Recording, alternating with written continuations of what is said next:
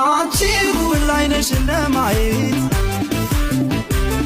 አንቺ ጉብል ገስግሽ ስመጣ አንቺ ጉብል ያኔ ተራብኩት አንቺ ጉብል ፈገግታ እንዳላጣ ተወኝ ትለኛለች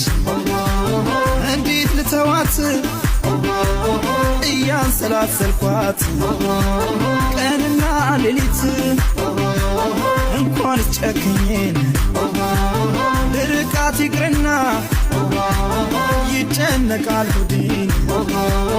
እሷን ሲያስብ ገና ኔላይ ፍቅርሽ ኔላይ